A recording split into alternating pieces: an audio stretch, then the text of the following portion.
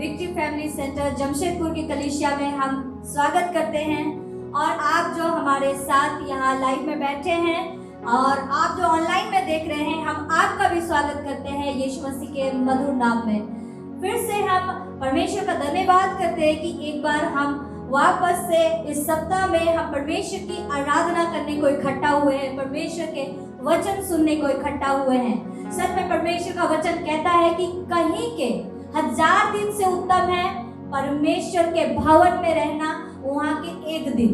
परमेश्वर का वहाँ एक दिन हमारे लिए कई बेहतर है, बहुत उत्तम है कहीं अगर हम 1000 दिन को बिताते हैं। सच में यह बहुत ही अद्भुत बात है, बहुत ही महत्वपूर्ण बात है कि हम और आप परमेश्वर की आराधना करने को आज का कलीसिया में इस रविवार की आराधना में शामिल हुए हैं। मैं उत्साहित करना चाहती हूँ इस वक्त। आइए हम प्रार्थना की ओर जाएंगे।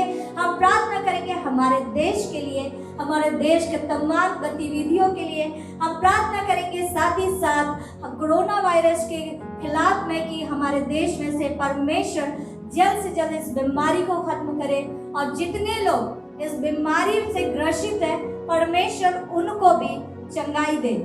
और हम प्रार्थना करेंगे कि परमेश्वर का अनुग्रह आज का कलीसिया में, आज का रविवार का आराधना में बने रहे और हृदय की गहराई के साथ, आत्मा की सच्चाई के साथ हम आराधना स्तुति करने पाए।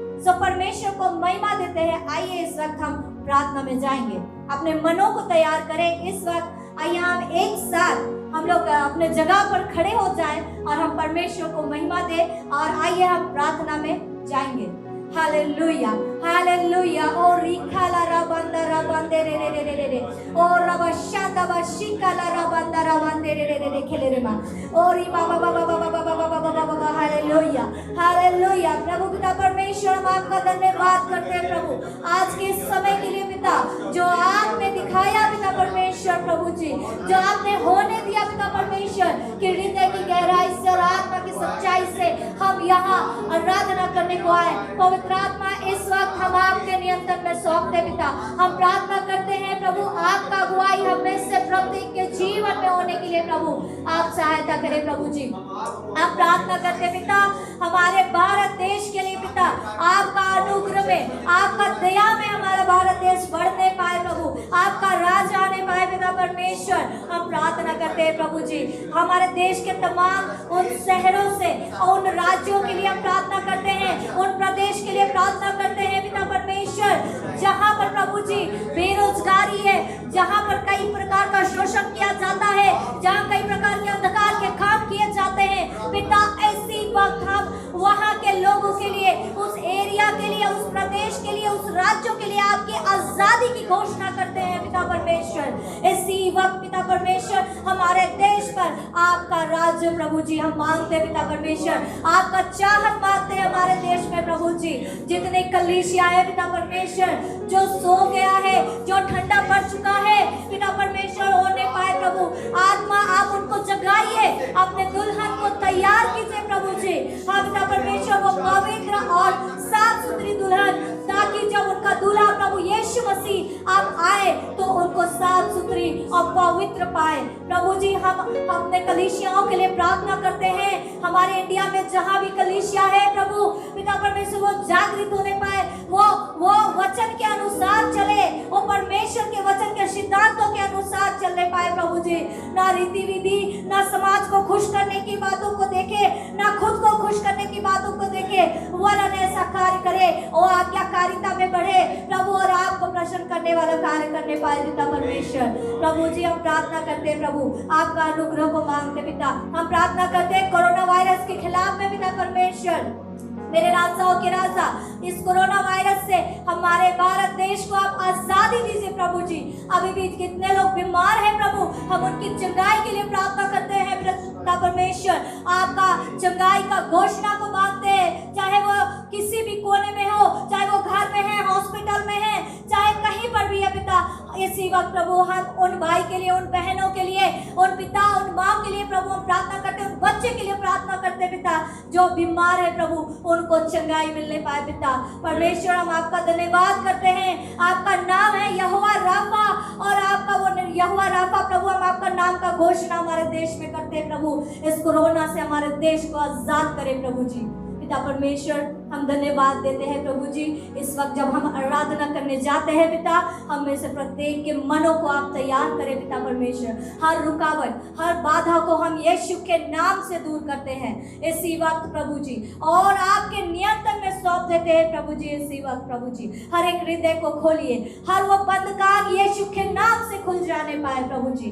पिता परमेश्वर हमारे हृदय को खोले कि हम आत्मा की गहराई से, हृदय की सच्चाई से आपको महिमा दे सके, आपको स्तुति दे सके और आपकी आराधना कर सके। पिता परमेश्वर हम धन्यवाद देते हैं पवित्र आत्मा आपका नियंत्रण के लिए प्रभु, हम धन्यवाद करते हैं प्रभु जी।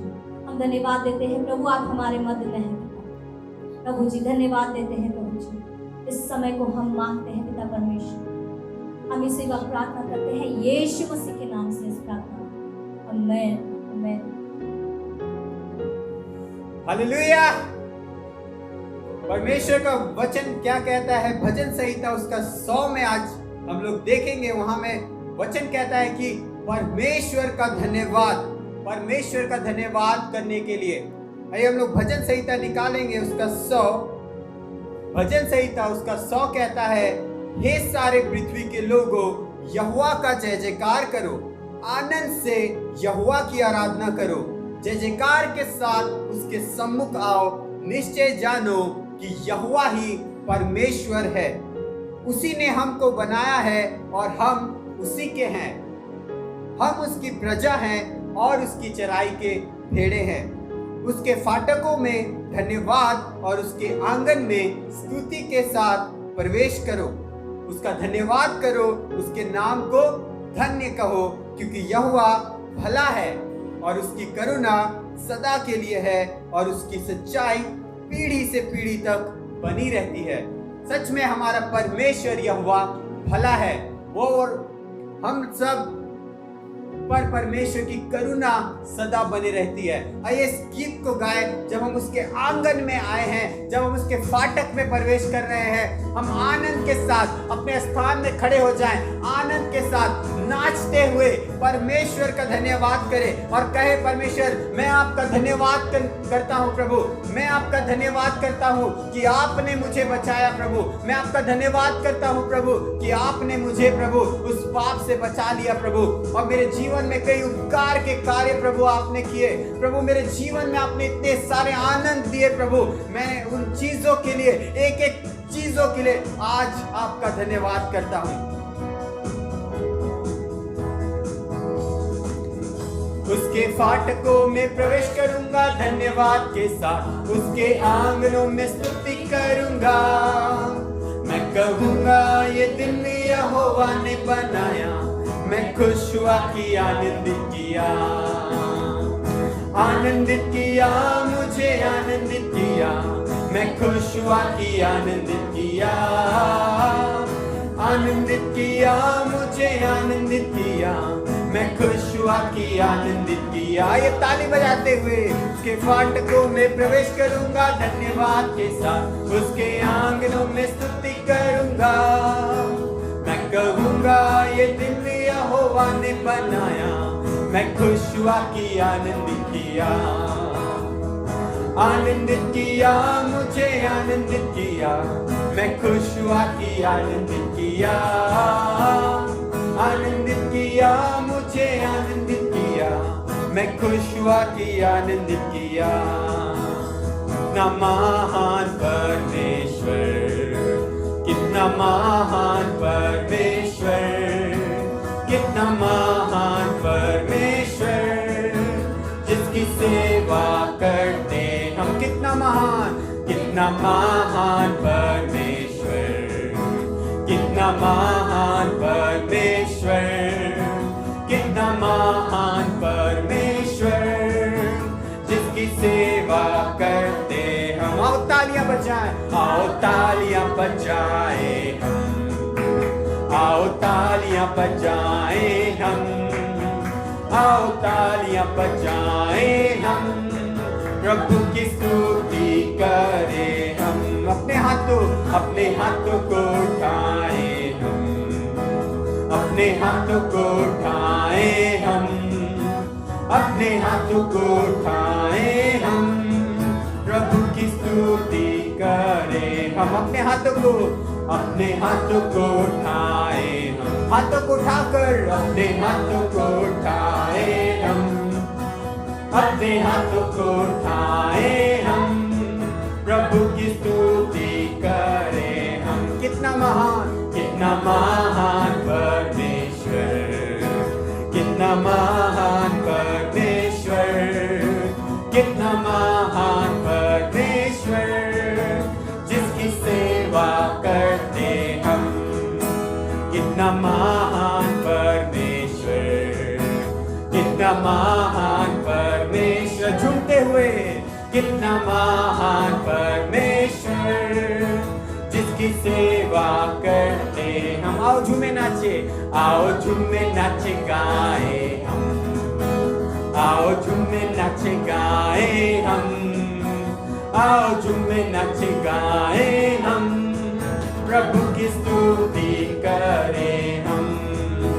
आओ झूमे नाचे गाए हम, झूमते हुए आओ झूमे नाचे गाए हम, आओ झूमे नाचे गाए हम, प्रभु की स्तुति करें हम। कितना महान परमेश्वर, ओ महान, कितना महान परमेश्वर, यस लॉर्ड, कितना महान परमेश्वर, जिसकी सेवा करते हम। कितना महान परमेश्वर, कितना महान परमेश्वर, तू महान, कितना महान परमेश्वर, जिसकी सेवा करते हम, जिसकी सेवा करते हम, जिसकी सेवा करते हम। ओ हालेलुया, ओ रा बा बा बा बा बा बा, ओ धन्यवाद।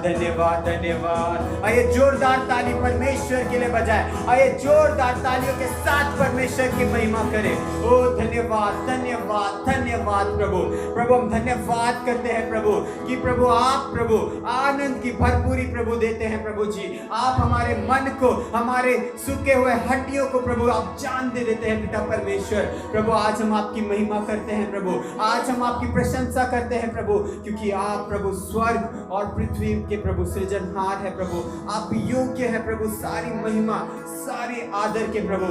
और आइए कलीसिया इस समय अपने हृदय को तैयार करें, जैसा वचन कहता है यूहन्ना उसका 4:24 में कि परमेश्वर के सम्मुख जब हम आराधना करने के लिए जाते हैं, अपने हृदय से, अपनी आत्मा से और सच्चाई के साथ हमारे जीवते परमेश्वर की आराधना करें।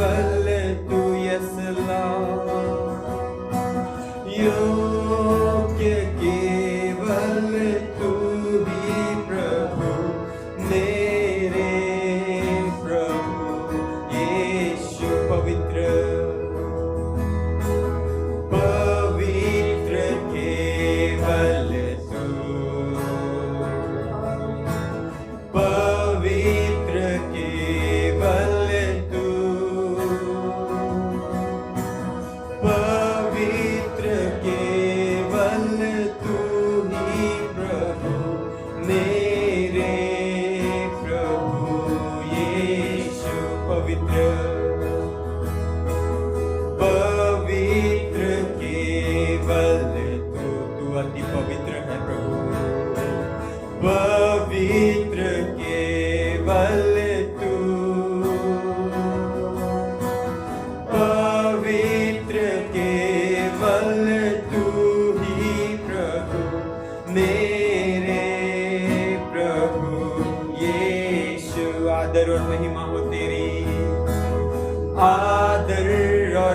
महिमा हो तेरी, आदर और महिमा हो तेरी,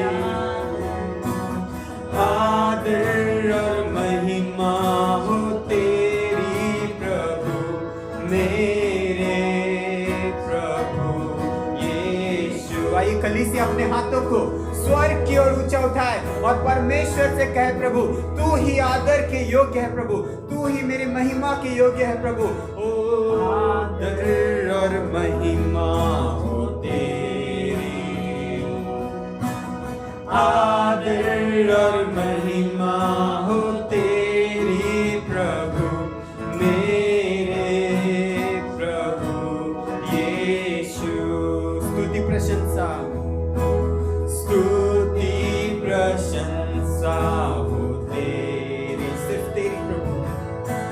स्तुति प्रशंसा हो तेरी,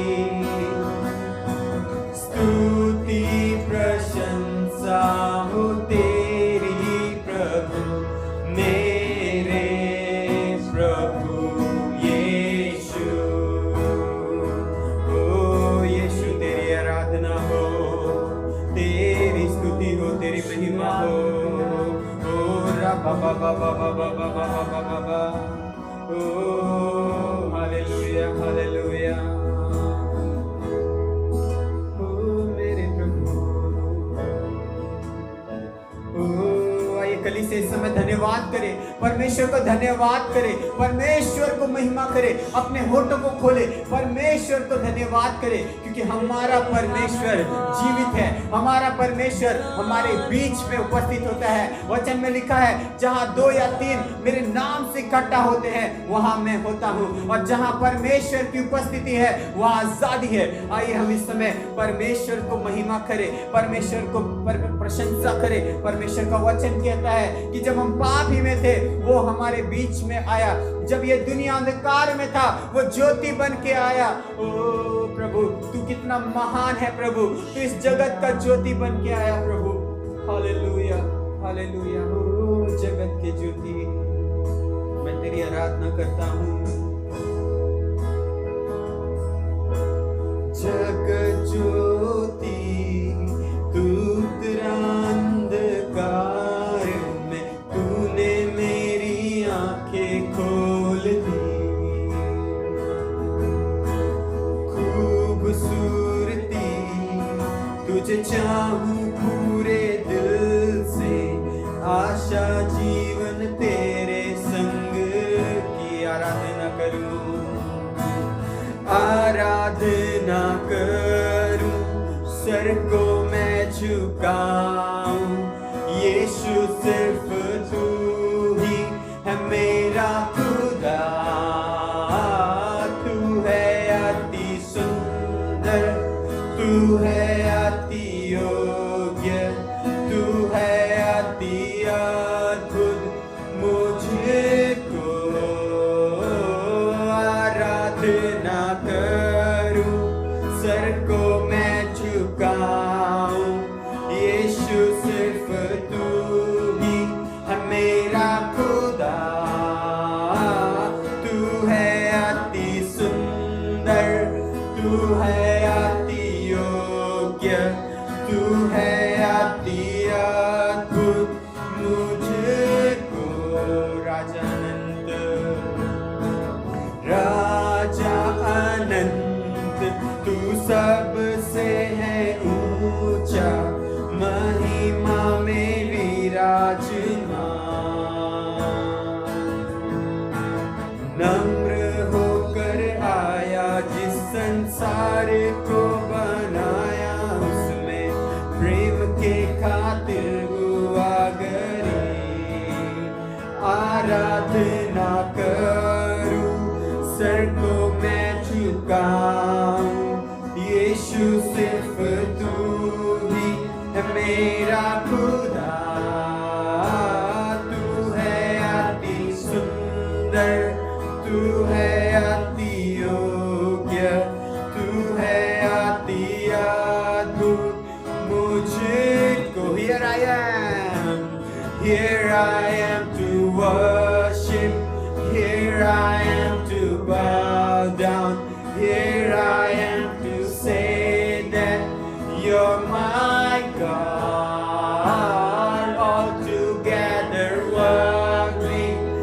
altogether worthy, altogether wonderful to me. Here I am to worship, here I am to bow down, here I am to say that you're my God. Altogether worthy, altogether worthy, altogether wonderful to me. आइए कलीसिया इस समय इस गीत को जब हम गा रहे हैं परमेश्वर के सामने अंगीकार करें, परमेश्वर तू ही योग्य है प्रभु मेरी आराधना के प्रभु।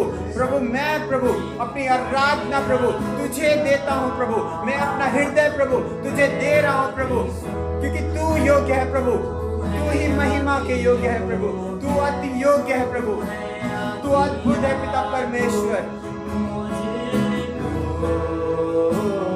आराधना करूं, सर को मैं झुकाऊं, यीशु सिर्फ तू ही है मेरा खुदा। तू है अति सुंदर, तू है अति योग्य, तू है अति अद्भुत, मुझको आराधना करूं, आराधना करूं, सर को मैं झुकाऊं, यीशु सिर्फ तू मेरा खुदा। तू है अति सुंदर है प्रभु, तू योग्य है पिता परमेश्वर,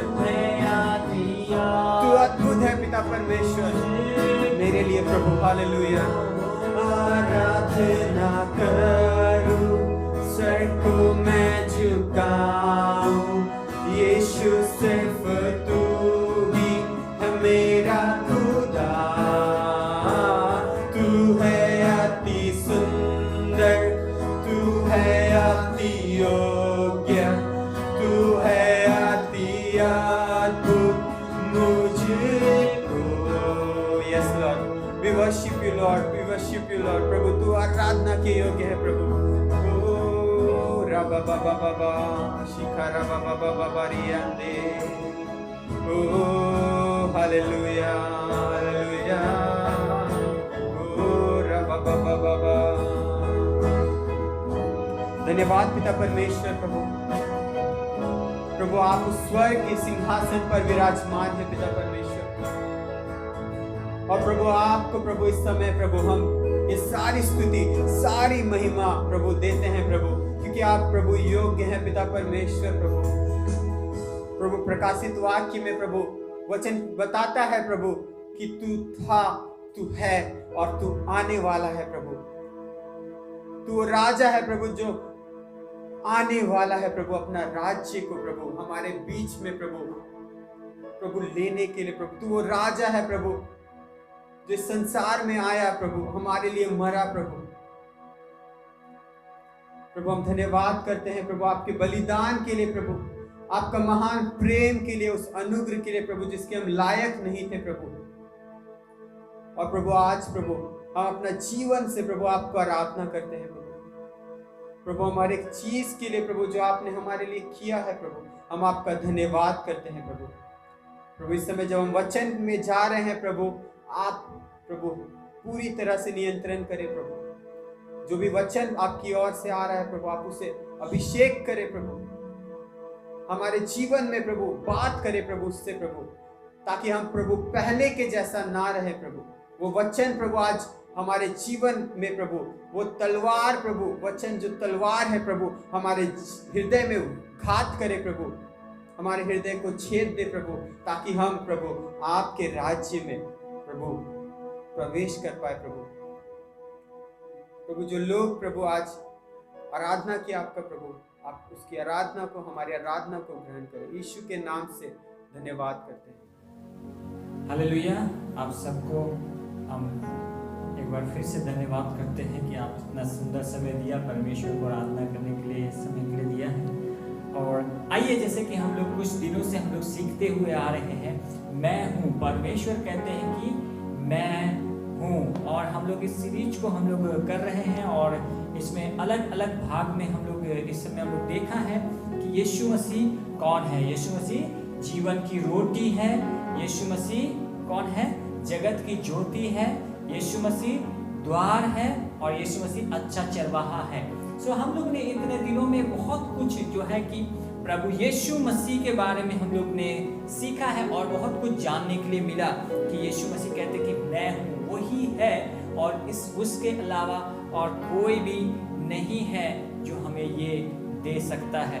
सो मेरे प्रियो, आइए आज हम लोग एक बार फिर से परमेश्वर के वचनों को सीखने के लिए जा रहे हैं। परमेश्वर की उपस्थिति में हम लोग हैं, और आज परमेश्वर आपसे जरूर बात करेगा। हम ये विश्वास करते हैं मेरे प्रियो।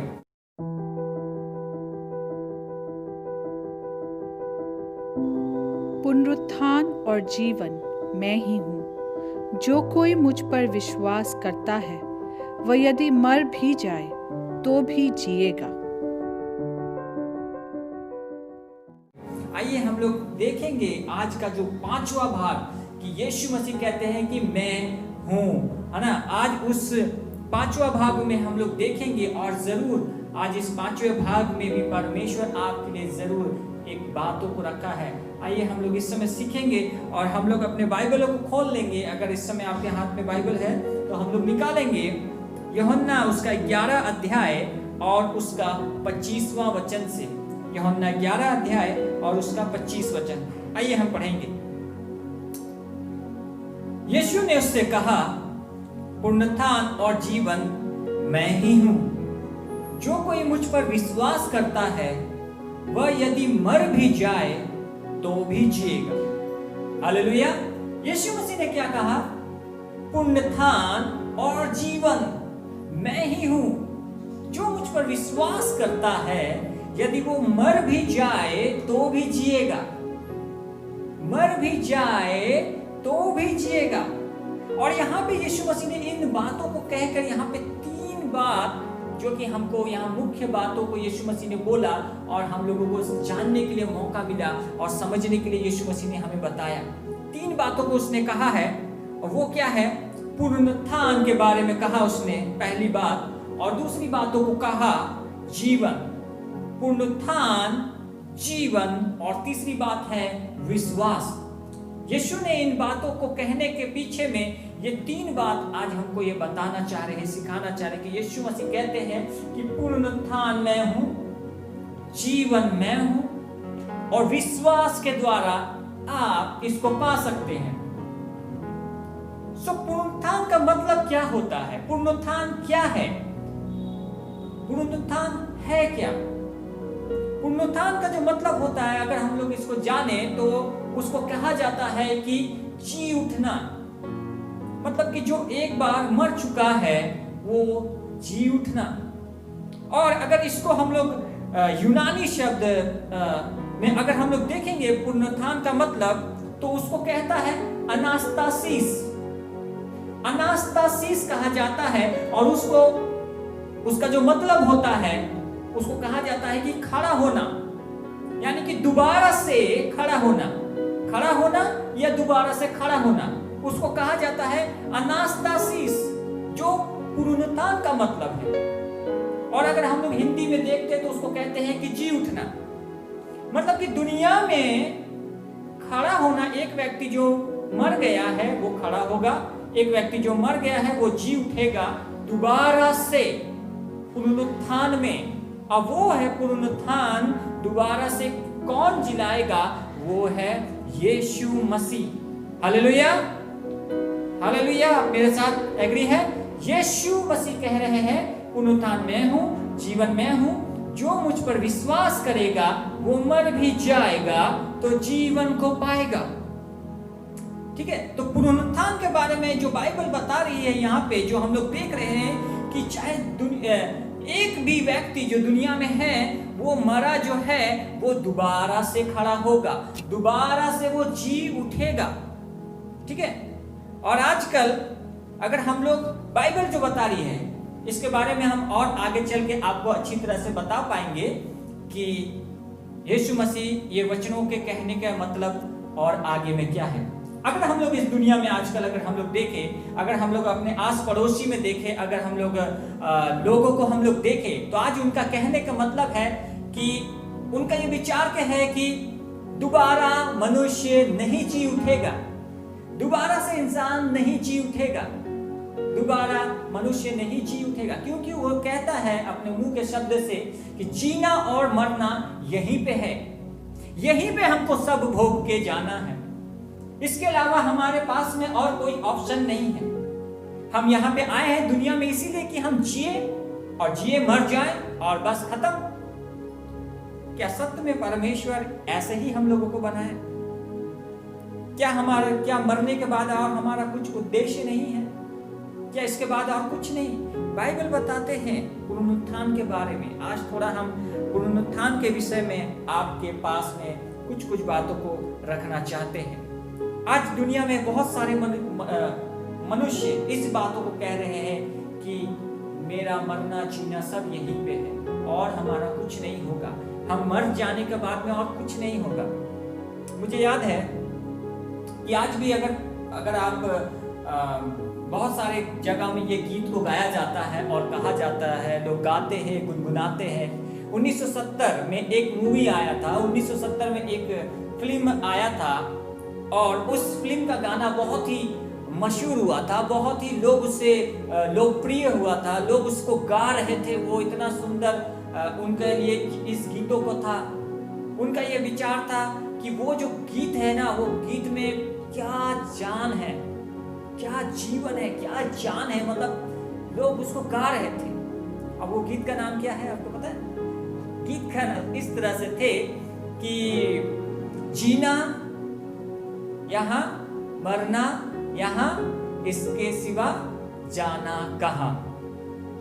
वो गीत इस तरह के थे कि जीना यहाँ, मरना यहाँ और इसके सिवा जाना कहाँ। क्यों?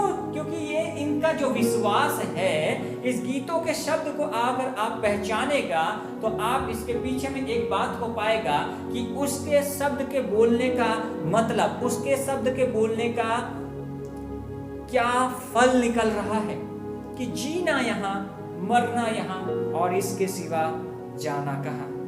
और सिर्फ ये ऐसे नहीं कि और लोग गा रहे हैं, ऐसे मसीह लोग भी जो एक मसीह कहलाए जाते हैं, जो यीशु मसीह का खरीदा हुआ है, जिसको प्रभु यीशु मसीह ने अपने खून से खरीदा और उसको अपने पवित्र स्थान में खड़ा किया परमेश्वर ने। और आज बहुत सारे मसीह लोग इस बातों को कहते हैं, जीना यहाँ, मरना यहाँ, इसके सिवा जाना कहाँ। अरे भैया, कहाँ जाना है? वहीं तो जाना है जहां परमेश्वर ने हमें बुलाया है। परमेश्वर ने हमें जहां बुलाया है वहीं तो हमें जाना है, क्योंकि जीवन दिया है परमेश्वर ने और इस जीवन का परमेश्वर ही न्याय करेगा। हालेलुया।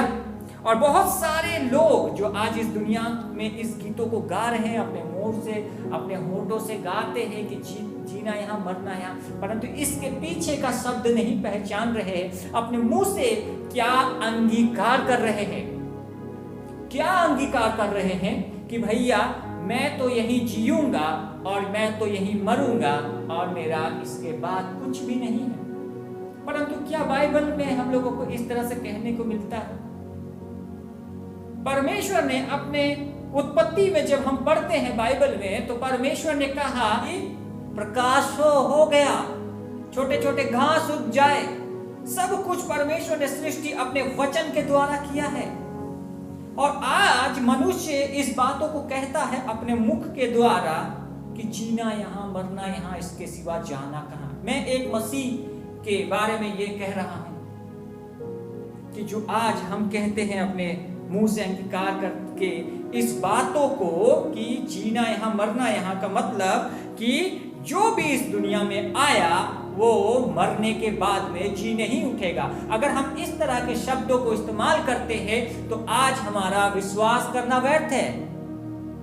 आज हमारा विश्वास करना व्यर्थ है। क्यों? क्योंकि हम भी अपने मुख से ये अंगीकार करके कहते हैं कि मसीह का पुनरुत्थान नहीं होगा, मसीह का पुनरुत्थान नहीं होगा। परंतु बाइबल क्या कहती है इसके विषय में? आइए हम लोग एक वचन को पढ़ेंगे, प्रेरितों के काम उसका 24 अध्याय और उसका 15वां वचन को हम लोग पढ़ेंगे इस समय। और परमेश्वर से आशा रखता हूं, जो वे आप भी रखते हैं, कि धर्मी और अधर्मी दोनों का जी उठना होगा। मैं एक बार फिर से पढ़ता हूं, यहां पे लिखा है, और परमेश्वर से आशा रखता हूं, जो वे आप भी रखते हैं, कि धर्मी और अधर्मी दोनों का जी उठना होगा। मतलब वो विश्वास रखते हैं कि धर्मी और अधर्मी दोनों का जी उठना होगा। बाइबल यहाँ पे हमें एक प्रूफ बताती है कि पुनरुत्थान होगा। ऐसा कोई भी व्यक्ति जो है वो छूटेगा नहीं, बल्कि जितना भी दुनिया में आए हैं वो सब जी उठेगा। और दानियल की किताब में अगर हम लोग और पढ़े तो वहां पे और हम लोगों को जानने के लिए मिलेगा। आइए हम लोग पढ़ेंगे दानियल की किताब 12 अध्याय और उसका 2 वचन को। और जो भूमि के नीचे सोए रहेंगे, उनमें से बहुत से लोग जाग उठेंगे, कितने तो सदा के जीवन के लिए और कितने अपनी नाम धराई और सदा तक अत्यंत घिनौने ठहरने के लिए। दानियल की किताब इस बातों को कह रहे हैं कि बहुत से लोग जो भूमि के नीचे, मतलब पृथ्वी के नीचे जो पड़े रहेंगे वो जी उठेंगे। और बहुत सारे लोग जो उसमें से 2 किस्म का लोग उठेंगे, जो एक है धर्मी और एक है अधर्मी। बहुत से तो अपने नाम धराई के लिए उस जीवन को पाएंगे जो सदा के लिए परमेश्वर ने उसके जीवन में रखा था। परंतु बहुत सारे जो है कि घिनौने काम करने के लिए उनके लिए रखा था। परंतु बाइबल इस बात को हमें सबूत के अनुसार में कहती है कि धर्मी का भी जी उठना होगा और अधर्मी का भी जी उठना होगा। ठीक है, चाहे वो अच्छा फल लाया होगा तो भी उसके फल के अनुसार में उसका भी पुनरुत्थान होगा। यदि वो इस पृथ्वी में रह के अगर घिनौने काम करके भी जो बुरा फल कमाया है, उसका भी पुनरुत्थान होगा। बाइबल बताती है पुनरुत्थान होगा और दोनों का होगा, चाहे वो धर्मी हो या अधर्मी हो, दोनों ही जी उठेगा। चाहे एक विश्वास करने वाला मसीह हो या एक गैर मसीह, दोनों ही जी उठेगा। बाइबल इस बात को कहती है। और एक बार की बात है कि मैं आपको बताना चाहता हूं कि कुरिन्थिस की कलीसिया में एक बार ऐसे ही विवाद शुरू हो गया। उनका विवाद शुरू हो गया कि मरे हुओं का जी उठना है ही नहीं। और यहां जो कुरिन्थिस की कलीसिया के बारे में अगर आप देखेंगे, अगर आप उसमें और जानेंगे, तो कुरिन्थिस नगर जो था वो अलग अलग संस्कृतियों का शहर था। वो ऐसा नगर था और वहां पे भिन्न भिन्न धर्मों के लोग, भिन्न भिन्न जाति के लोग वहां पे पाए जाते थे। वो एक ऐसा शहर था अलग अलग संस्कृतियों से भरा हुआ। व्यापारी करने के लिए भी वो जाना जाता था, परंतु वो बदनाम भी था वहां में कुछ चीजों के लिए। अगर ऐसी कुरिन्थिस की कलीसिया के बारे में अगर हम लोग वहां पे स्टडी करें, अगर इस कुरिन्थिस की कलीसिया के बारे में अगर हम लोग और देखेंगे, तो यहाँ पे पता चलता है कि कुरिन्थिस की जो कलीसिया है उसको पौलुस ने स्थापित किया था। और पौलुस को जब पता चला कि लोग इस बात के लिए विवाद कर रहे हैं कि मसीहों का पुनरुत्थान होगा ही नहीं, मतलब मसीह जो है वो दोबारा से जी उठेगा ही नहीं।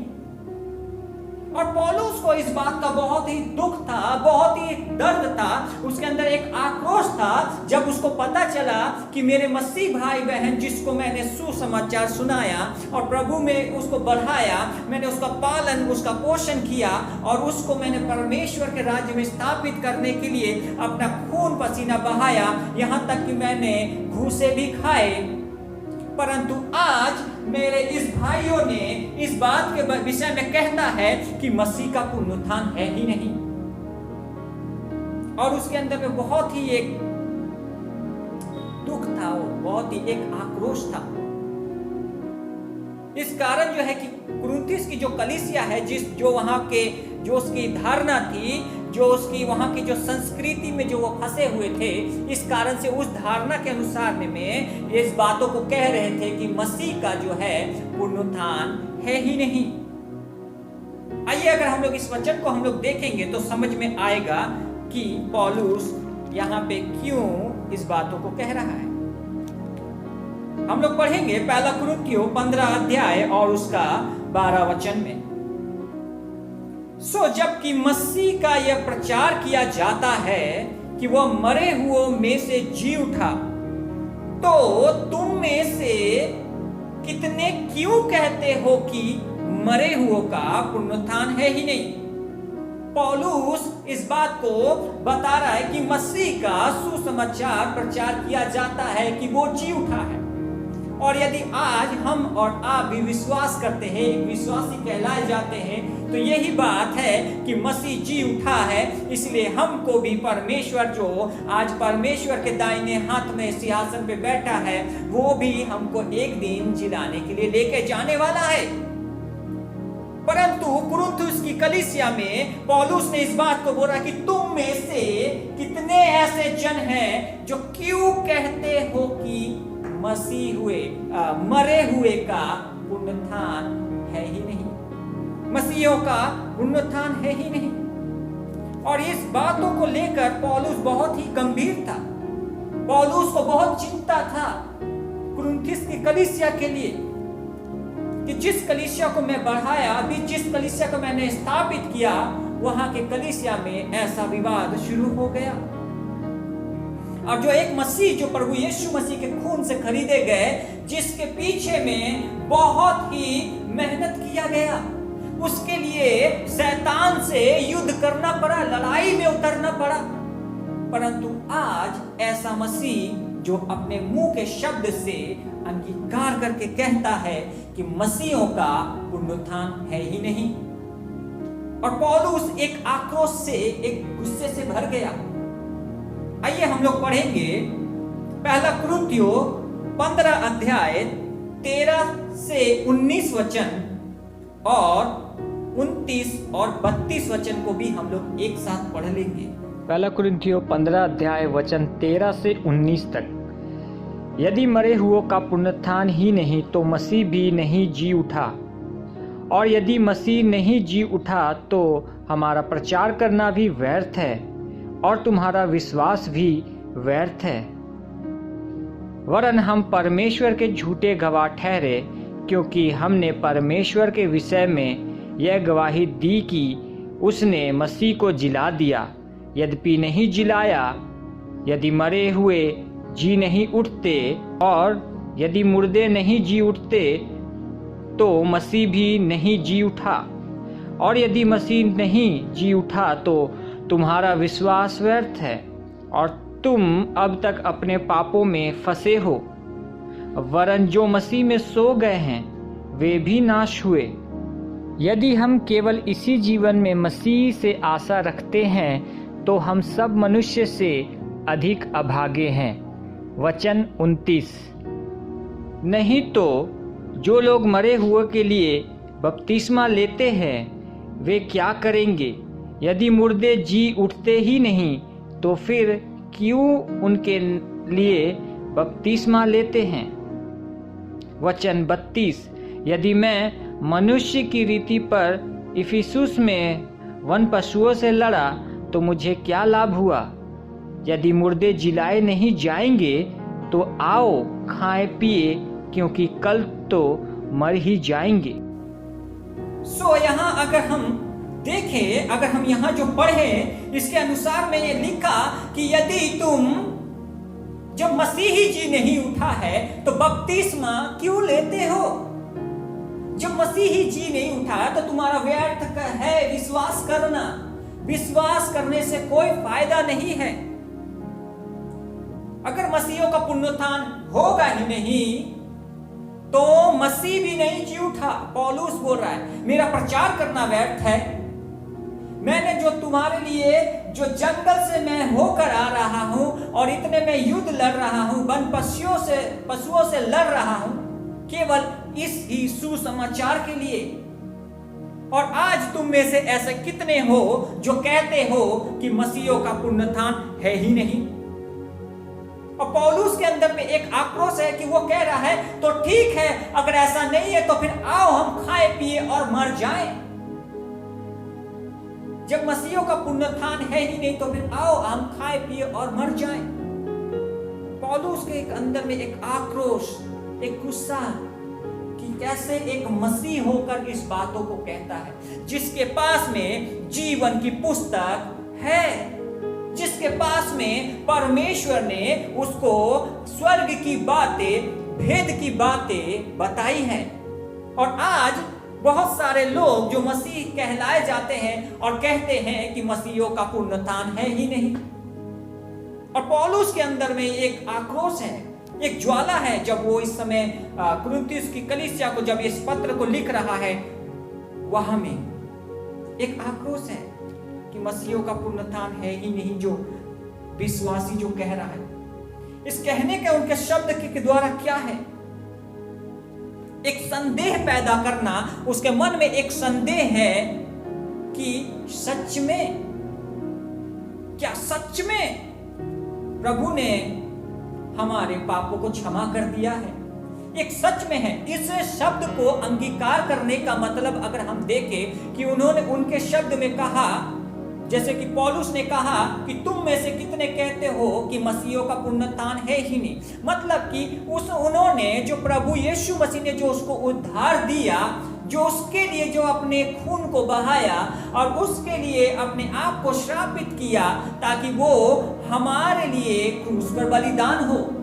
परंतु तुम में से ऐसे कितने हो जो कहते हो कि मसीहों का पुनरुत्थान है ही नहीं। पौलुस को इस बात का लेकर बहुत ही वो दुखी था कि मसीहों के बीच में एक संदेह पैदा हो गया है, एक डाउट पैदा हो गया है, एक शक पैदा हो गया है। और पौलुस इस बातों को कह रहा है और समझा रहा है। अगर हम लोग आगे में देखेंगे तो हम लोग इस बातों को समझ पाएंगे। परंतु मसीहों के बारे में पौलुस इस बातों को कह रहा है और उसके अंदर एक आक्रोश कि सच में मेरा उद्धार हो चुका है। आज बहुत सारे हम देखते हैं मसीहों के बीच में जिनको प्रभु यीशु मसीह ने एक बार अपने उपस्थिति में बुलाया और उसको उद्धार दे दिया, क्षमा दे दिया है, परंतु फिर भी उसके अंदर में आज संदेह रहता है कि मेरा आज पाप, वो जो पुराना 5 साल का पाप है, 10 साल का पाप है, वो आज भी छुपा हुआ है, आज भी शायद धुलाया नहीं है, शायद आज भी वो जो मेरा गाली देने का जो स्वभाव था आज भी छूटा नहीं है।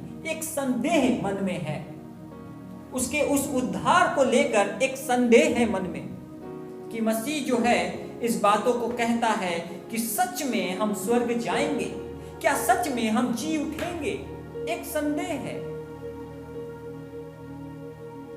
क्या सच में मेरा नाम स्वर्ग की पुस्तक में लिखा गया है?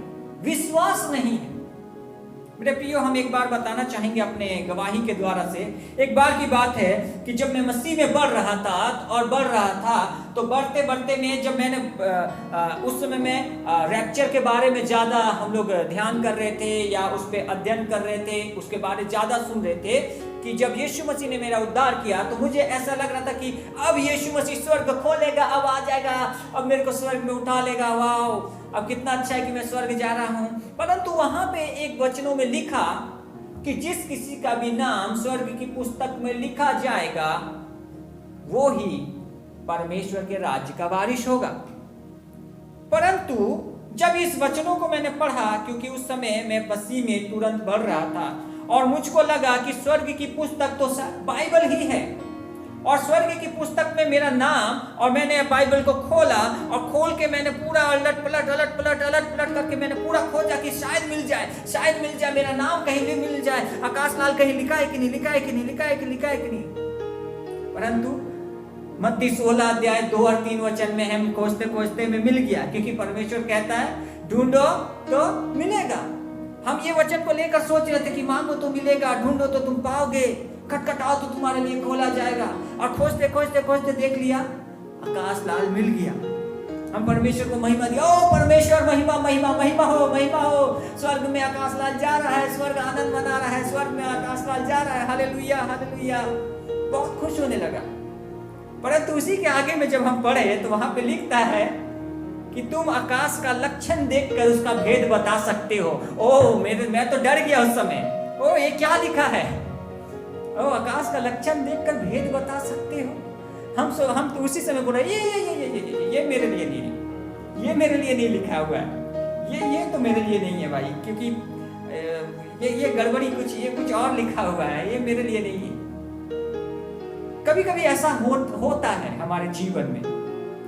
हमको भी उस समय जो है, मैं प्रभु का जो स्वर्ग में पुस्तक में जो नाम लिखा जाएगा, परमेश्वर के वचनों में कहीं ना कहीं एक ये मेरे जीवन की गवाही है। ये मेरे जीवन के साथ में ये घटना हुई, इसलिए मैं आपके साथ में शेयर कर रहा हूँ कि कभी कभी मसीह में होकर हम लोग उन बातों को लेते हैं जिन बातों को हम अपनी तरफ से सोचते हैं, परंतु परमेश्वर किन बातों को सोचता है हमें, हमारे लिए वो हमें जानने की आवश्यकता है। और मैं उस समय जाना कि जब इस वचनों को पढ़ा कि आकाश का लक्षण देखकर उसका भेद बता सकते हो, तो मैं डर गया कि अभी भी लग रहा कुछ है जिंदगी में, इसीलिए बाइबल बोल रहा है अभी भी लक्षण दिख रहा है आपका, अभी भी बदल दो अपने आप को। परमेश्वर का मैं धन्यवाद करता हूँ कि धीरे धीरे मेरे को समझ में आया कि प्रभु यीशु मसीह ने मेरे को क्या बातें को कहा कि कहाँ पे नाम लिखाने की हमें जरूरत है, कहाँ में आवश्यकता है। संदेह करने की जरूरत नहीं है, संदेह करने की जरूरत नहीं है। हमारा नाम परमेश्वर के हाथों में है। बाइबल बोलता है कि हमारे हथेली में उसने खोद के नाम लिख डाला है। इसीलिए हमें संदेह करने की जरूरत नहीं है। बाइबल बोलता संदेह करने वाला लहरों के समान है, जो इधर से उधर हवा के समान है, इधर से उधर बहेगा और पता भी नहीं चलेगा। बहुत बार हम लोग एक इस तरह से करके एक अविश्वास पैदा करते हैं अपने अंदर, विश्वास की कमी को पैदा करते हैं, अविश्वास को पैदा करते हैं, एक संदेह कि ये अपने मुंह के शब्द के द्वारा कहने से कि मसीह का पुनरुत्थान है ही नहीं। और कुरिन्थियों की कलीसिया में यही हो रहा था कि सच में हम लोगों का मरे हुओं का जी उठना होगा क्या? सच में मैं स्वर्ग जाने वाला हूं? और पौलुस जो था इन बातों को फिर से वो दोबारा से, जो कि एक बार सुसमाचार सुना चुका है वहां में, फिर से दोबारा फिर से उसको सुसमाचार सुना रहा है, जो कि पहला कुरिन्थियों 15 अध्याय और उसका 20 से 22 वचन को अगर हम लोग पढ़ेंगे तो इस समय हम लोगों को मिलेगा। पहला कुरिन्थियों 15 अध्याय 20 से 22 वचन में हम लोग पढ़ते हैं इस समय। आइए हम लोग पढ़ेंगे। परंतु सचमुच मसीह मुर्दों में से जी उठा है और जो सो गए हैं उनमें पहला फल हुआ, क्योंकि जब मनुष्य के द्वारा मृत्यु आई तो मनुष्य ही के द्वारा मरे हुओं का पुनरुत्थान भी आया। और जैसे आदम में सब मरते हैं वैसे ही मसीह में सब जिलाए जाएंगे। जैसा आदम में मरते हैं वैसे ही सब जिलाए जाएंगे, बाइबल कहता है। और पौलुस ने जो है कि एक बार फिर से कुरिन्थियों की कलीसिया को बताया कि संदेह मत करो, क्योंकि परमेश्वर का वचन कहता है कि जिस तरह से एक आदमी के द्वारा से, एक मनुष्य के द्वारा मृत्यु आया है, वैसे ही एक आदमी जो स्वर्ग से आया है उसके द्वारा पुनरुत्थान आया है। हालेलुया। पुनरुत्थान प्रभु यीशु मसीह के द्वारा आया है, जो हर एक जन जी उठेगा। तो कोई भी ऐसा जन अपने मुख से ना कहे कि मसीहों का पुनरुत्थान है ही नहीं। बाइबल बोलते हैं कि सारे मुर्दे जिलाए जाएंगे। अगर जैसे कि अभी हमने प्रेरितों के काम 24 अध्याय का 15 वचन में का पढ़ा, तो वहां पे लिखा कि अधर्मी का भी पुनरुत्थान होगा और धर्मी का भी पुनरुत्थान होगा। जैसे कि दानियल में भी मैंने पढ़ा, हम लोग ने देखा कि वहां पे बहुत सारे जो है जीवन को पा रहा है और बहुत सारे जो है घिनौने काम करने के लिए ठहरा हुआ है। अब जो मैं यहाँ पे कहने के लिए जा रहा हूं कि सारे मुर्दे तो जिलाए जा रहे हैं, सारे मुर्दे तो जिलाए जाएंगे, चाहे वो धर्मी हो या अधर्मी हो। परंतु अब यहाँ पे मैं दूसरा पॉइंट, जो जीवन, यीशु ने कहा मैं जीवन हूं, मैं इसको जोड़ना चाहता हूं कि दूसरा पॉइंट में कि अब यहाँ पे सारे मुर्दे तो जिलाए जाएंगे, परंतु जीवन किस में होगा। अब मैं यहाँ पे बताना चाहता हूं कि यीशु मसीह में वचन में लिखा कि मैं जीवन हूं, पुनरुत्थान जीवन मैं हूं। और ये कौन से मुर्दे होगा जिसमें जीवन को होगा। और पौलुस ने भी इस बातों को बताया कि जैसे एक व्यक्ति के द्वारा मृत्यु आया है, वैसे ही दूसरा व्यक्ति के द्वारा क्या आएगा, जीवन आएगा। और यीशु मसीह ने भी यहाँ पे इस बातों को कह दिया है कि पुनरुत्थान और जीवन मैं ही हूं। परंतु ऐसा व्यक्ति कौन होगा जिसमें मेरा जीवन होगा। आइए हम लोग बाइबल के वचनों में से हम लोग पढ़ेंगे। मत्ती 25 अध्याय वचन 33 और 34। और वह भेड़ों को अपनी दाहिनी ओर और बकरियों को बाईं ओर खड़ा करेगा। तब राजा अपनी दाहिनी ओर वालों से कहेगा, हे मेरे पिता के धन्य लोगों, आओ उस राज्य के अधिकारी हो जाओ जो जगत के आदि से तुम्हारे लिए तैयार किया हुआ है। हालेलुया। कितनी सुंदर बात यहाँ पे लिखी हुई है कि जीवन किसके पास में होगा। 33वें अध्याय में लिखा है कि भेड़ के पास में जीवन होगा, बकरी के पास में जीवन नहीं होगा, क्योंकि परमेश्वर ने हमें जो भेड़, प्रभु यीशु मसीह ने, हम भेड़ है और हमारा चरवाहा प्रभु यीशु मसीह है। तो यहाँ पे जो उदाहरण में कहा गया है, जो भेड़ होगा वो परमेश्वर के दाहिनी ओर होगा और जो बकरी होगा वो बाईं ओर होगा। किसमें जीवन होगा? जो दाहिनी ओर होगा। बोलिए, मैं दाहिनी ओर हूं, मैं दाहिनी ओर हूं। हालेलुया। यीशु मसीह ने कहा जीवन उसमें होगा जो दाहिनी ओर होगा। और अगर आप 41 वचन को पढ़ेंगे 41वें अध्याय को, तो वहां पे लिखा है बाईं ओर वाले के बारे में। बाईं ओर वाले के पास में क्या जीवन होगा? वो मुर्दे जो जिलाए जाएंगे, जीवन दाहिनी ओर वाले के पास में होगा। परंतु बाईं ओर वाले के पास में बाइबल 41वें वचन में लिखता है कि वहां पे कहता है कि शैतान के और उसके लोगों के लिए वो जगह तैयार किया गया है। और उसमें लिखा है कि वो श्रापित लोग हैं, श्रापित लोग हैं जिन्होंने प्रभु यीशु मसीह का सुसमाचार को ग्रहण नहीं किया और उस पर विश्वास नहीं किया और अपने मुख से कहता रहा कि जीवन जो है पुनरुत्थान होगा ही नहीं और जीवन है ही नहीं। जीना यहाँ, मरना यहाँ, इसके सिवा जाना कहाँ, अभी नहीं पता चलेगा। पता चलेगा जिस दिन मर के जब हम परमेश्वर के सिंहासन में उस न्याय के सामने में खड़ा होंगे। और आज बहुत सारे मसीहों भी विश्वासी इस तरह से कहते हैं, बाइबल बोलते हैं पुनरुत्थान होगा, परंतु जीवन उसी के पास होगा जो परमेश्वर के दाहिनी ओर खड़ा होगा। यीशु ने बताया है कि जीवन उसी के पास में होगा, क्योंकि जो वहां पे 34 में कहता है कि मेरे पिता के धन्य लोगों, जगत के आदि से ही तुम्हारे लिए तैयार किया गया है वो जीवन जो यीशु मसीह आज हमको और आपको दे रहा है वो जगत की आदि से ही रखा गया है। हालेलुया। आदि जगत को बने हुए आज 4000 साल से ज्यादा हो चुका है। सोचिए आज आपके लिए कितना शुभ संदेश की बात है कि परमेश्वर आपको नाम से जानता है, कि आज आपका नाम स्वर्ग की पुस्तक में लिखा गया है, जो यहाँ पे वचन कहता है कि जगत के आदि से पहले तुम्हारे लिए रखा गया है। हालेलुया। आप विश्वास करते हैं इस बातों में? परमेश्वर ने आपके लिए जगह तैयार करके रख दिया है, परंतु हमें कहाँ रहना है? दाहिनी साइड में, क्योंकि जीवन कहाँ है? दाहिनी ओर है। और हम कहाँ भागते हैं? बाईं ओर। कई बार ऐसे होता है ना, हम लोग प्रभु यीशु मसीह बोला दाहिनी ओर रहना है, दाहिनी ओर रहना। हम बोलते नहीं बाई ओर। प्रभु यीशु मसीह नहीं, इधर दाहिनी ओर में खड़ा रहने में बहुत तकलीफ होता है ना। जीवन में क्या बोलेंगे, बहुत तकलीफ होता है। आपका नाम को लेकर चलने में ना बहुत सुनना पड़ता है, बहुत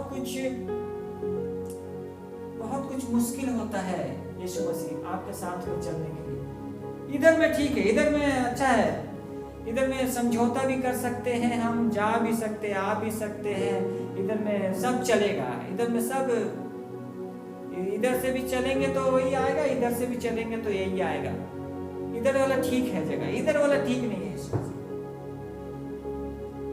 क्या सच में इधर वाला के पास में जीवन होगा? आपके पास में बाइबल है, आप खोल के पढ़िए कि मत्ती में क्या लिखा है। मत्ती 25:33 में क्या लिखा? बकरियों को बाई साइड में खड़ा करेगा और उसमें जीवन नहीं होगा, है ना। कई बार आपके अगुए, आपके पास्टर, आपके लीडर आपको दाहिनी ओर में खड़ा रहने के लिए बोलता है, परंतु हम कहां चल जाते हैं? बाईं ओर। क्योंकि इधर में वो जो बोल रहा है, जो आपको करेक्शन दे रहा है या आपको समझा रहा है, उसको बातों को नहीं लेते हैं। क्यों? क्योंकि हम दाहिनी ओर रहना पसंद नहीं करते, हमको ज्यादा बाईं ओर पसंद आता है, इस साइड में अच्छा लगता है ज्यादा। क्यों आपके अगुए, लीडर, पास्टर क्यों आपके पीछे में इतना देखते हैं? क्यों आप पर इतना बोलते हैं? आपको समझ में आने की आवश्यकता है। क्यों? क्योंकि वो आपसे प्यार करते हैं।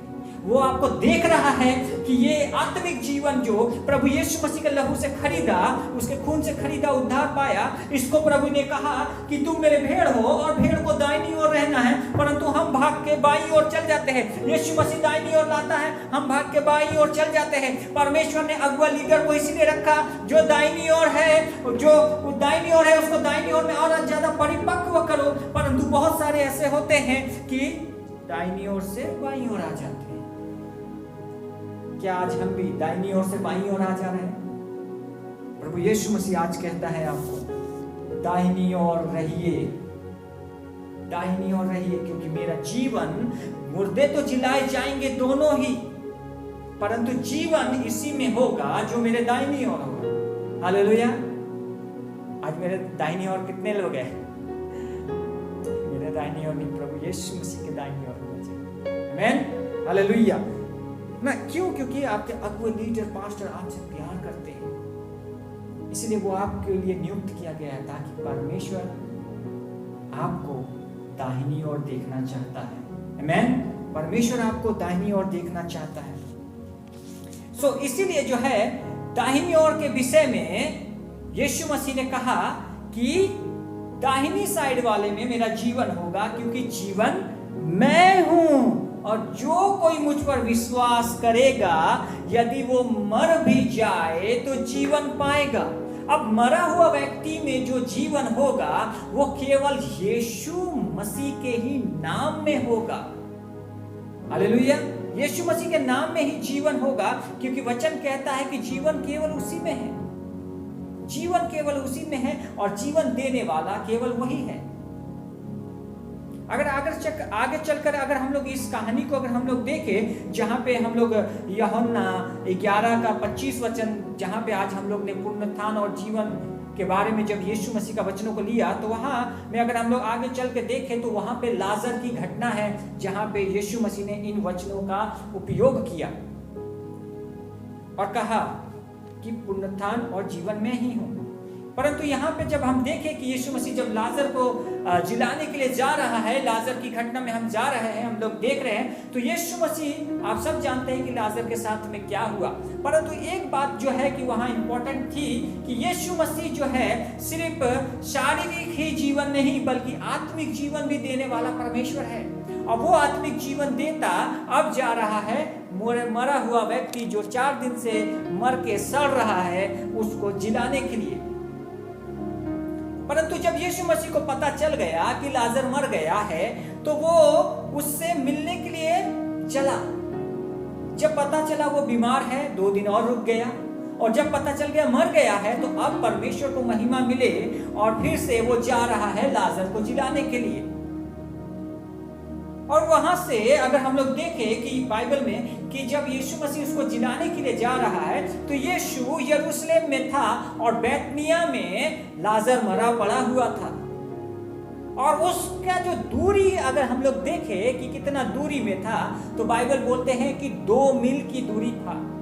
और 2 मील की अगर दूरी को अगर हम लोग आज का डेट में, आज के समय में अगर हम लोग उसको मिला के देखें तो होता है 3 किलोमीटर और 200 मीटर। 3 किलोमीटर और उसमें 200 मीटर ऐड करेंगे तो उतना दूरी था। मतलब कि अगर मैं बिरसा नगर में हूँ तो यहाँ से अगर 3 किलोमीटर अगर मैं सोचूं तो जो एग्रीको सिग्नल है वहाँ पे होगा। इतनी ही दूरी के बीच में यीशु था यरूशलेम में और बैतनिया में कौन था? लाजर। परंतु जब अब यीशु मसीह जा रहा है लाजर को जिलाने के लिए, मेरा दोस्त, मेरा मित्र जो लाजर मर गया है अब मैं उसको जीवित करूंगा।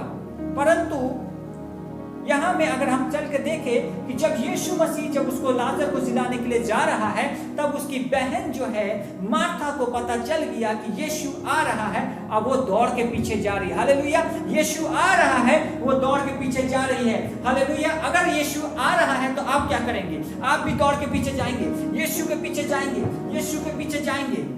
क्योंकि यीशु जीवन देने वाला परमेश्वर है। यीशु जीवन देने वाला परमेश्वर है। और मार्था को पता था कि यीशु जीवन देता है। आइए हम लोग आगे चल के पढ़ेंगे। यहाँ पे मार्था ने क्या कहा यीशु मसीह को? जब यीशु मसीह के पास में गई, वो दौड़ के गई यीशु मसीह के पास में, और क्या कहा उसने अपने शब्दों से? आइए हम लोग देखेंगे। इस समय थोड़ी देर के लिए हम मान लेंगे कि आप मार्था है। थोड़ी देर के लिए आप ये विश्वास करें, अपने आप को सोचिए, मैं मारता हूँ। कहिए, मैं मारता हूँ। हालेलुया, मैं कहिए, मैं मारता हूँ और मैं अभी जा रही हूँ यीशु मसीह से मिलने के लिए। ठीक है, आप दौड़ के जा रहे हैं यीशु मसीह से मिलने के लिए और आप इन शब्दों को कहते हैं। ठीक है, हम लोग पढ़ेंगे यूहन्ना 11 अध्याय उसका 21 वचन को हम लोग पढ़ेंगे। मार्था ने यीशु से कहा, हे प्रभु, यदि तू यहाँ होता तो मेरा भाई कदापि न मरता। मैंने कहा 3 पॉइंट के बारे में, पुनरुत्थान, जीवन। अब यहाँ पे विश्वास की बात आ रही है। मार्था का विश्वास, मार्था ने इतना विश्वास किया क्योंकि मार्था ने परमेश्वर के सामर्थ्य को देखा और मार्था ने इस बात पर विश्वास किया और कहा, विश्वास के द्वारा कहा गया वचन कि अगर प्रभु तू होता तो यहाँ मेरा भाई ना मरता। हालेलुया। आप यहाँ पे कितने लोग ऐसे हैं? आज परमेश्वर आपको एक बात कहना चाह रहा है। आप इस बात को लेकर गंभीर बने। मैं चाह रहा हूं कि आप जहां से भी आज देख रहे हैं, परमेश्वर आज आपके जीवन में एक वचनों को देना चाह रहा है और उसके वचन में बाइबल बोलता है कि जीवन है, जीवन है। आप चाहे जहां से भी बैठे हुए हैं, आज आप मार्था है और आप ने कहा कि यदि तू यहाँ होता मेरा भाई ना मरता। मैं चाहता हूं कि आज आप मार्था की जगह में होए और आपका भाई के बारे में आज आप नाम लिख ले। यदि आपके पास में, जितनों के पास भी भाई है, आप हाथ उठा ले, सब अपने हाथों को उठा ले और उस भाई का नाम लिख ले।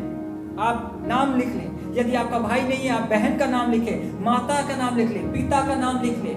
कलीसिया में और कोई भी भाई है, जो उद्धार नहीं पाया, जो घूम गया है, जो भाई आपका सही तरीके का जीवन नहीं जी रहा है, भटक गया है, मैं चाहता हूं नाम लिख ले, क्योंकि वो भाई अभी जी नहीं रहा, अभी मरा पड़ा है। आज यीशु मसीह आपको कहने जा रहा है। आइए हम लोग इस समय वचनों को पढ़ेंगे, यीशु मसीह क्या कहना चाह रहा है और आपसे क्या कहता है। यूहन्ना की किताब उसका 11 अध्याय और उसका 23 वचन को हम लोग पढ़ेंगे। यीशु ने उससे कहा, तेरा भाई जी उठेगा। आमीन, हालेलुया। आप विश्वास करते हैं? यीशु ने उससे कहा, तेरा भाई जी उठेगा। तेरे विश्वास के वचन के द्वारा आज तेरे जीवन में, आज तेरे घर में, आज तेरे परिवार में तेरा भाई जी उठेगा। क्या आप इस बात पे विश्वास करती है? हालेलुया, आमीन। परमेश्वर मार्था को भी इस बात को पूछा, क्या तू इस बात पे विश्वास करती? उसने कहा, हाँ प्रभु। अगर आप आगे चल के पढ़ेगा तो आपको मिलेगा। और आज परमेश्वर आपसे कहना चाहता है, तेरा भाई जी उठेगा। चाहे वो आपको कितना भी तकलीफ क्यों ना दिया हो, चाहे वो आप उसके लिए आज कितना भी चिंता क्यों ना कर रहा हो, परमेश्वर आज आपसे कह रहा है, आपका भाई जी उठेगा। आमीन, हालेलुया। कितनी सुंदर बात है कि हमारा परमेश्वर जो है वो जीवन छीनता नहीं है, जीवन को चुराता नहीं है, बल्कि जीवन को देता है, जीवन को बहुत आयत से देता है। अगर आप यूहन्ना 10 का 10 में पढ़ेगा, वहां पे लिखा है कि परमेश्वर जीवन को देता है, और ऐसा जीवन को देता है वो बहुत आयत का जीवन, आनंद का जीवन, इटर्नल लाइफ कभी खत्म नहीं होगा। अगर मैं एक गिलास को पकड़ूं इस समय और एक गिलास को मैं पानी भर दूं और पी लूं, क्या होगा? वो गिलास खत्म हो जाएगा। परंतु यीशु मसीह जिस गिलास को अगर भर दे, वो हालेलुया, वो कभी नहीं खत्म होगा, क्योंकि यीशु मसीह जो भरता है वो कभी खत्म नहीं होता है। आमीन। यीशु मसीह जो देता है वो कभी खत्म नहीं होता है। और यीशु मसीह आज जो आपके भाई के जीवन में, आपके परिवार के जीवन में, आपके जीवन में देने जा रहा है, वो कभी खत्म नहीं होगा। इन वचनों के द्वारा आज प्रभु यीशु मसीह एक विश्वास चाहता है, जैसा मार्था ने विश्वास किया। और आगे चलकर अगर आप देखेगा तो लाजर 4 दिन का मरा हुआ व्यक्ति जिंदा हुआ। आपका भाई भी जीवित होगा, जी उठेगा। पता है यीशु मसीह मार्था को क्यों बोला जी उठेगा? इसके पीछे भी एक बात है। क्यों बोला यीशु मसीह तेरा भाई जी उठेगा? क्योंकि यीशु मसीह जितना ही लाजर से प्यार करता है, उतना ही मार्था से भी प्यार करता है। अगर आप 11 का 5 वचन में पढ़ेगा यूहन्ना में, तो वहां पे लिखा हुआ है कि यीशु मसीह लाजर और मार्था से बहुत ही प्यार करता है। तो परमेश्वर जब लाजर और मार्था से इतना प्यार करता है, वो जी उठा, तो क्या आज आपसे प्यार नहीं करता? आपका भाई नहीं जी उठेगा? परमेश्वर कहता है आपका भाई भी जी उठेगा, क्योंकि परमेश्वर नहीं चाहता कि कोई भी दुनिया का ऐसा व्यक्ति क्यों ना हो जिसमें मेरा जीवन ना हो। परमेश्वर आज जीवन देने के लिए आया है, और आज आपके भाई के जीवन में भी जीवन आएगा, क्योंकि यीशु मसीह जितना लाजर और मार्था से प्यार करता था, उतना ही आपसे, आपके भाई से, आपके परिवारों में प्रभु यीशु मसीह प्यार करता है, बहुत प्यार करता है। इसलिए आपका भाई भी जी उठेगा। और आज एक बात वहां पे अगर हम 11 का अगर 35 वचन में देखेगा, तो वहां पे भी इस बातों को कहता है कि यीशु मसीह लाजर के लिए रोया। प्यार में इतना यीशु मसीह उसके लिए कायल है, प्यार में इतना परमेश्वर उसको, वहां पे लिखा है व्याकुल होने लगा। यीशु मसीह इतना प्यार करता था। आज आपके दुख को, आपके दर्द को यीशु मसीह जानता है। वो भी आज इतना रोता है आपके परिवार के लिए, आपके लिए। प्रभु यीशु मसीह क्यों? क्योंकि आपसे वो प्यार करता है मेरे प्रियो। वो आपसे प्यार करता है, इसलिए वो आपको जीवन देने के लिए आया। वो आपको जीवन देने के लिए आया। जीवन वो नहीं है जो आज हम लोग दुनिया में जीते हैं मेरे प्रियो। जीवन वो है जो परमेश्वर हमें देता है। अगर आज किसी से पूछे जीवन क्या है, उसके अनुसार में वो कहेगा जो हम जी रहे हैं वो है जीवन, पर यह सत्य नहीं है। जीवन वो नहीं है जो हम जी रहे हैं, जीवन वो है जब हम उसमें जीते हैं, क्योंकि जब हम उसमें जीते हैं तब हम बहुतायत का जीवन को पाते हैं। और वो बहुतायत का जीवन बाइबल बताती है कि वो अनंत काल का जीवन है, वो कभी खत्म नहीं होगा आपके पास में, वो कभी खत्म नहीं होगा, क्योंकि यीशु मसीह ने कहा है कि जीवन मैं हूं। और परमेश्वर कि अगर परमेश्वर जीवित है तो उसका बच्चा भी, उसका संतान भी जीवित होगा। हालेलुया। क्या आप इस बात पे विश्वास करते हैं? हालेलुया। आइए हम अपने इस समय अपने हाथों को उठा लेंगे, हम इस समय प्रार्थना में जाएंगे। और यदि आपके आज जीवन में परमेश्वर बात कर रहा है, अगर परमेश्वर आज आपको कह रहा है कि आपका भाई जो लाजर मर गया है, आज परमेश्वर कहता है जी उठेगा। आपने जिस भाई का नाम अपने हाथों पे लिखा, जिस भाई का नाम अपने उस कॉपी डायरी में लिखा या अपने दिल में सोचा है, परमेश्वर आज आपको कहने के लिए जा रहा है कि आपका भाई जी उठेगा। क्या तू इस बात पे विश्वास करती है? अगर आपका विश्वास आज है तो परमेश्वर आपके जीवन में आप एक चमत्कार को देखने के लिए जा रहे हैं, जो परमेश्वर आज आपके परिवार में, आपके जीवन में करने के लिए जा रहा है। हालेलुया। आज अपने हाथों को उठा ले। यदि आप चाहते हैं कि आपका परिवार, आपका भाई जी उठे, तो आज परमेश्वर आपसे बात करने के लिए जा रहा है। ओ श्री री अंदर रिंबो रे इंद्रियो दरियांदरो खरदददददद ओ री बर री खरददददददद श्री अंदर री खरददददद ओ री खरदददददद ओ श्री अंदर ओ री खरदददददद श्री अंदर।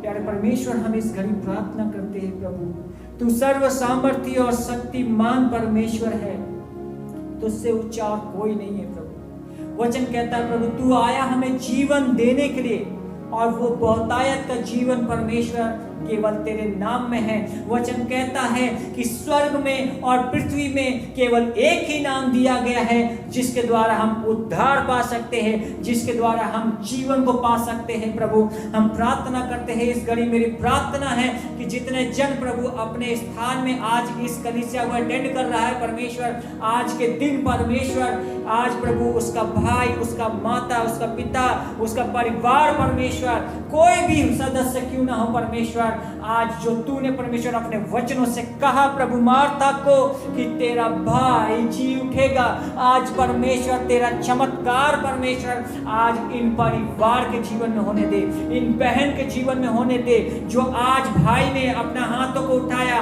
और उसने प्रभु कहा मैं मार्था हूं और आज मेरा भाई जी उठेगा। प्रभु हम प्रार्थना करते हैं, हाँ प्रभु यीशु, हम कहते हैं प्रभु कि आज प्रभु तू इसके जीवन में प्रभु एक नया प्रभु कार्य कर परमेश्वर। हम प्रार्थना करते हैं प्रभु तू रोटी है, तू ज्योति है, तू द्वार है, तू प्रभु अच्छा चरवाहा है, और आज प्रभु तू कहा पुनरुत्थान होगा, उसमें मेरा जीवन होगा, क्योंकि तूने हमारे लिए 4000 साल पहले प्रभु जगत की उत्पत्ति से ही प्रभु तूने हमारे लिए प्रभु उस जीवन को दे दिया है। प्रभु हम तुझे धन्यवाद करते हैं प्रभु, तुझे महिमा देते हैं, सारी आदर महिमा हम आपको देते हैं। हमारे उद्धारकर्ता यीशु मसीह के नाम से प्रार्थना को मांगते हैं, आमीन आमीन। Praise the Lord, hallelujah. सच में परमेश्वर का वचन के बारे में आज हमने जब सीखा कि पुनरुत्थान और जीवन यीशु ही है, और मैं आपको उत्साहित करना चाहती हूँ कि जैसा अभी सीरीज में आप लोग चलते आ रहे हैं कि मैं हूँ, सच में मैं विश्वास करती हूँ कि परमेश्वर आपसे बातचीत कर रहा है, और लगातार आप इसी वचन सब में बने रहिए, और भी बहुत कुछ आप सीख सकते हैं, अपने जीवन में लागू कर सकते हैं, और परमेश्वर आपकी सहायता करेगा। आइए हम इस वक्त दान और दशमांश और MFP के लिए हम प्रार्थना करेंगे। सच में परमेश्वर का वचन कहता है कि हमें हर्ष से देना है, परमेश्वर हर्ष से देने वालों से आनंदित होता है। तो आइए हम अपने दान और दशमांश और MFP के लिए हम लोग प्रार्थना करें, और उसके बाद हम लोग फिर सभा का अंत करेंगे। आइए हम प्रार्थना करेंगे। हालेलुया, धन्यवाद पिता परमेश्वर। प्रभु जी, इस वक्त हम प्रार्थना करते हैं दान दशवांश और MFP के लिए पिता परमेश्वर, जिन हाथों ने पिता परमेश्वर आपके राज्य के लिए दिया है प्रभु होने पाए वो आपके राज्य में 100 गुना फल लाए प्रभु जी। और पिता परमेश्वर वो आपके राज्य की बढ़ोतरी के लिए काम आने पाए पिता परमेश्वर। प्रभु जी आप दया करें प्रभु जी उन लोगों पर प्रभु जी पिता परमेश्वर जो अपनी घटती में से दिया है प्रभु जी। पिता परमेश्वर इस दान दशवांश और MFP के लिए आपका राज्य में बढ़ती हो और प्रभु जी और अधिक से अधिक लोग पिता परमेश्वर आपको जाने और अपने जीवन में आपको स्वीकार करने पाए पिता परमेश्वर। हम धन्यवाद करते हैं प्रभु इस दान दशवांश और MFP के लिए पिता। धन्यवाद के साथ मांगते हैं यीशु मसीह के नाम से, आमीन। आइए अभी हम सभा के अंत में हैं। हम परमेश्वर का धन्यवाद करते हैं, शुरुआत से लेकर परमेश्वर अब तक संभाला और हमें वर्शिप करने में अगुवाई किया। हमने वचन को सुना और सप्ताह भर आप इस वचन में बने रहे, परमेश्वर के वचन में, और परमेश्वर जरूर आपसे बातचीत करे सप्ताह भर। आइए हम लोग सभा का अंत करेंगे, हम लोग प्रार्थना करेंगे। पिता परमेश्वर हम धन्यवाद देते हैं प्रभु जी, शुरुआत से लेकर अंत तक में आपने अगुवाई किया प्रभु जी और अपने नियंत्रण में रखा है पिता परमेश्वर। वचन के द्वारा आपने बातें किया पिता परमेश्वर। प्रभु जी हम धन्यवाद देते हैं प्रभु। यहाँ उपस्थित तमाम लोगों को पिता हम आपके हाथों में समर्पित करते हैं पिता परमेश्वर। आप इनके संग रहना, आप इनको अपनी सुरक्षा में रखना, आपके वचन में, आपकी शिक्षाओं में बढ़ने में पवित्र आत्मा आप इनकी अगुवाई करना प्रभु जी। प्रभु हम धन्यवाद देते हैं प्रभु जी हर एक बातों के लिए जो आपने किया पिता।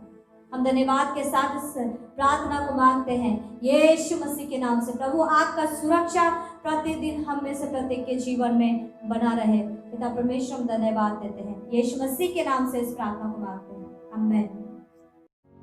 यदि आप प्रभु यीशु मसीह को और भी गहराई से जानना चाहते हैं और मसीह जीवन में आगे बढ़ना चाहते हैं तो आप हमें संपर्क कर सकते हैं। हमारी कलीसिया में पर्सनल डिसाइपलिंग, जिसमें आपको व्यक्तिगत रूप से प्रभु यीशु मसीह का चेला बनना और उसकी शिक्षाओं पर चलना सिखाया जाता है। LIW क्लासेस आत्मिक जीवन में और वचन में बढ़ने के लिए। यदि आप प्रार्थना के जीवन में बढ़ना चाहते हैं तो आप हमारी सुबह की प्रार्थना में जुड़ सकते हैं। साथ ही फास्टिंग प्रेयर हर शुक्रवार 11:30 बजे से शुरू होती है, आप इसका भी हिस्सा बन सकते हैं। बच्चों के लिए संडे स्कूल हर शनिवार 12 बजे होता है, जिसका लिंक आपको चर्च के ग्रुप में भेजा जाता है। यदि आप इन सब का हिस्सा बनना चाहते हैं और यदि कोई भी प्रार्थना निवेदन है तो आप हमें इस नंबर पर संपर्क करें।